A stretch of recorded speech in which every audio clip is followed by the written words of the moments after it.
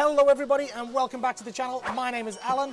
This is my life in Taiwan and today we have got an exceptionally special video for you.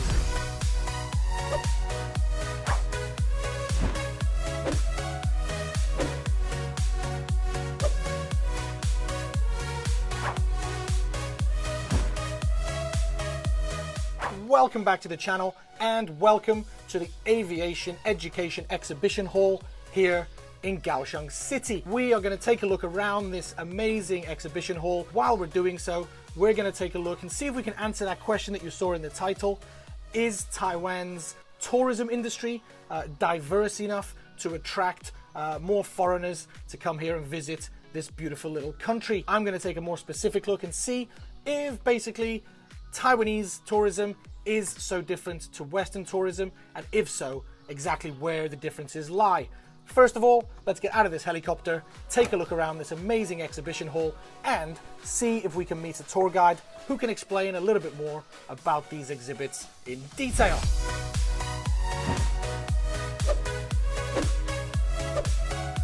Okay, so I promised you somebody that knows a lot more about this place than me. So let's introduce Mr. Wang. Yeah, welcome. How are you?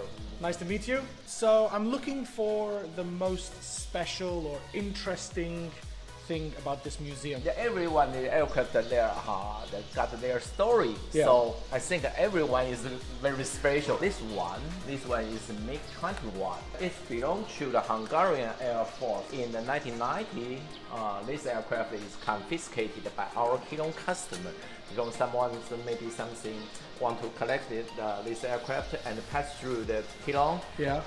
And we confiscated this one aircraft.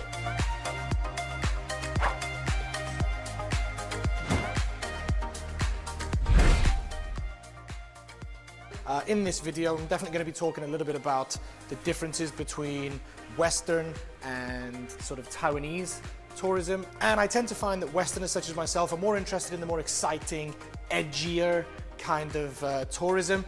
And the background here is a perfect example of something that I find absolutely mind-blowing. 7 or 8 different bombs, torpedoes, rockets, whatever you want to call them. These are real examples that have actually had the explosive taken out that were intended for use. But yes, one thing I do tend to notice about tourism in Taiwan is that it's much more regulated and controlled than it is back in the West. We tend to prefer much more of a freedom to plan our own itinerary, whereas Taiwanese tourists tend to prefer a more organized, regimented tour with an itinerary where you're woken up in the morning, you're taken on a bus, escorted to various different tourist spots, which for me tends to be a little bit too regimented and too controlled. I don't really like being told what to do when I'm having my free time and going somewhere that I want to visit.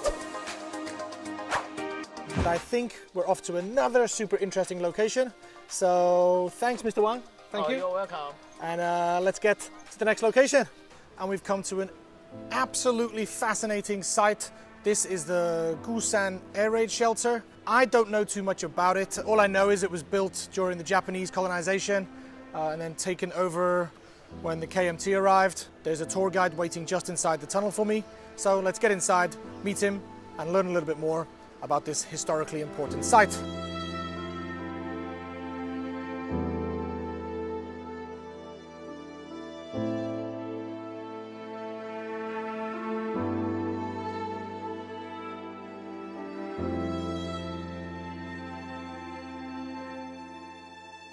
Okay, so we have come inside the entrance to the tunnel now, and I've got another tour guide. This is Wenyuan. Yes? Okay. Yes. Welcome to my channel. I'm so intrigued as to find out what is going to be inside. So, Wenyuan, can you maybe introduce 2 or 3 key points of these tunnels? So the first, you can see this styrofoam wall. It could let the sound disappear. Ah, okay. Okay, this for the people when they have some voice, Yeah. like maybe yelling or something, it will not go outside. Wenyuan said there's a specific reason why they have these styrofoam walls. There's a sound they don't want to carry. I guess you're going to show me the reason why, right? Yes. Okay, let's go and take a look at what's inside these tunnels.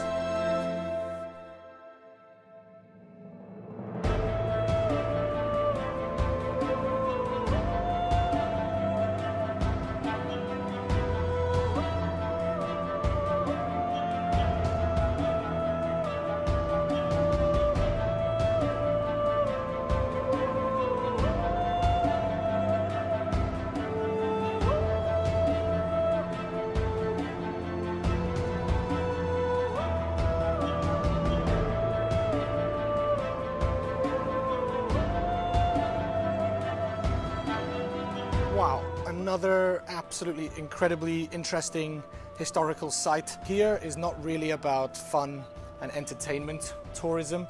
This is a real slice of history. I'm a little bit speechless, a little bit lost for words really. I didn't expect it to be so serious, and the feeling inside there, you can obviously sense there's some kind of, a little bit maybe of dark history there. Those interrogation rooms really set my nerves tingling. But as you walk through the tunnel, and especially as you come out to open this gate behind me, and you walk out and the light is there, it's you really feel that sense of freedom of getting out of there. It's definitely got that historical importance and an undertone of darkness, but incredibly interesting, very sort of Western style tourism. I guess it kind of has the same historical importance as, for example, Alcatraz in San Francisco, or even Robben Island, a place that I visited myself in Cape Town. So yeah, I think we've got one more place to see, then we're going to get some lunch, but as for now, I'm just blown away by the importance and the historical nature of this site.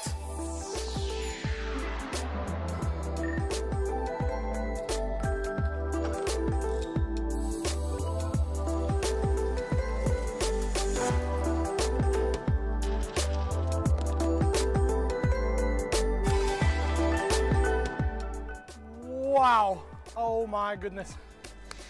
Look at that.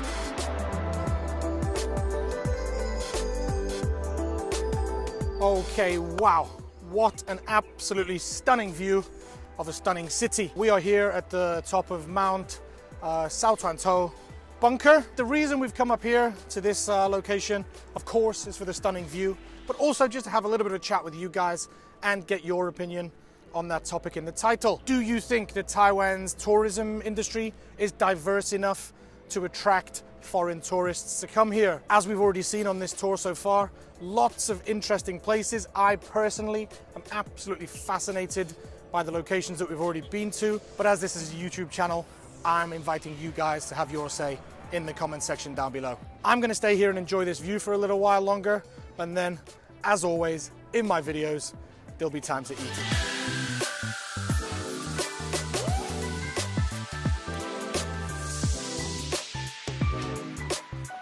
Okay, and here we are, ready for lunch, which apparently is known as Binyang Ya, a very specific dish that apparently came over with the military. So it links very well to the locations that we shot this morning.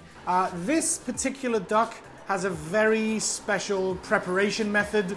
It's cooked with very simple ingredients: sugar, soy sauce, vegetable oil, and some rice wine. It's exceptionally special, and I'm super excited to try it.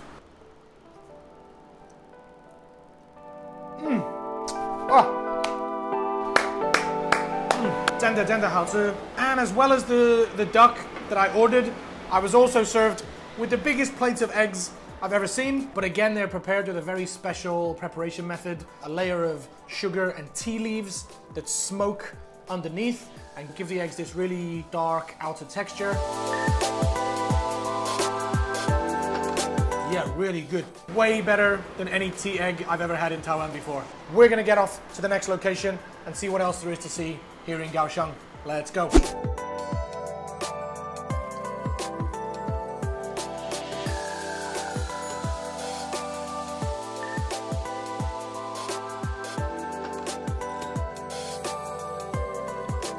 Okay, so I'm here in the middle of an absolutely fascinating tour here at the Farewell 886 Park with my tour guide, Mr. Zhou. He has given me so much information about this very interesting former general's residence. This is an example of the rationing cards the Taiwanese people used to have right up until about 1995, I think. You can see they have Da, Zhong, and Xiao. I can't find the Xiao now. Every kid was assigned small, medium, or large according to their age, and then according to their age they would be given these rationing stamps, and that would mean that they were rationed food, rice, toilet tissue was even rationed. I had absolutely no idea that Taiwan lived like this. When I was 1995, up until I was 13 years old, they were still rationing. Learning so much here, it's impossible for me to put it all into this video. My best advice would be for you to come down here, learn all about such interesting history and culture that, to be honest, I had absolutely no idea about until I learned about it today.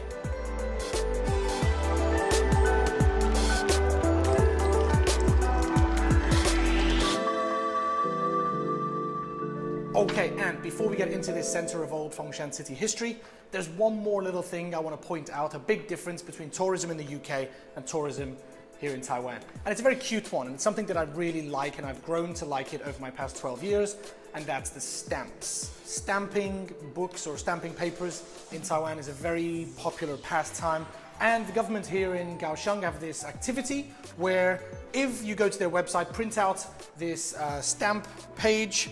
There are 12 different locations, some of which we've already visited, and what you need to do is collect the stamps of the places you go to. I think if you collect 5 stamps or more, take a photo, upload it to their Instagram or tag them on Instagram, and you'll be entered into the draw to win this cute little pink teddy bear. And as I mentioned, it's just a cute little activity that many Taiwanese people like to do. We definitely don't have this in England. In England, the tourism activities is more around maybe buying souvenirs or fridge magnets, key rings, that kind of thing.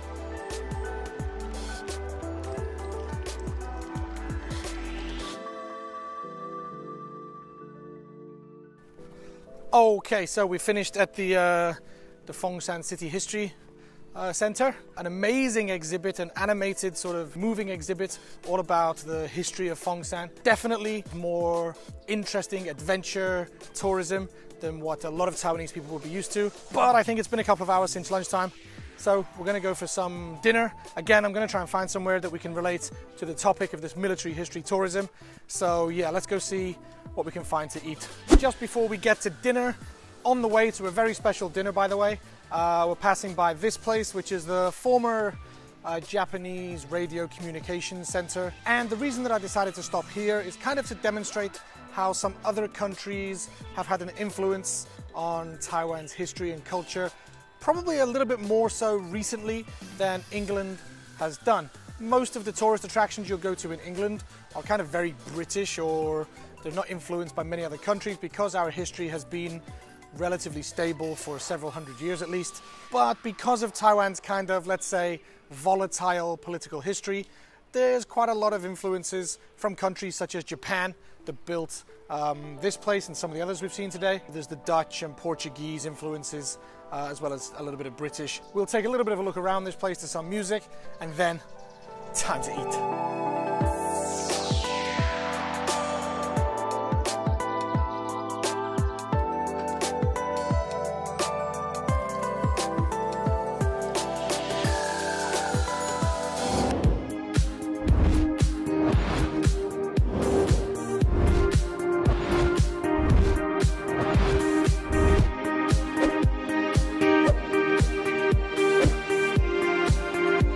Wow, what an amazing dinner. Interestingly, as I was sitting here chatting with some of the people, I learned the gentleman next to me is a former general of the army. And this place, this is like a resort where military and their families could come and relax. The general was telling me that during the Korean War around 1950s, this place was actually super popular with the American military that would come here for their rest and relaxation. Incredibly interesting, incredibly delicious food. Let's get outside and get this video summarized, wrapped up. Okay, so dinner finished, which means it's pretty much the end of my day here on this awesome military adventure tour here in Kaohsiung City. And we are standing right in front of one of Chiang Kai-shek's official cars that he actually used on his military parades. But if you've enjoyed the video, don't forget to leave a like and subscribe, share with your friends, post on your Facebooks, your Instagrams, and let people know about the awesome history that this country has to offer. As always, comments down below of anything you want to discuss, but time to say goodbye. So as for now, and as always, I'll see you next time in My Life in Taiwan. Peace.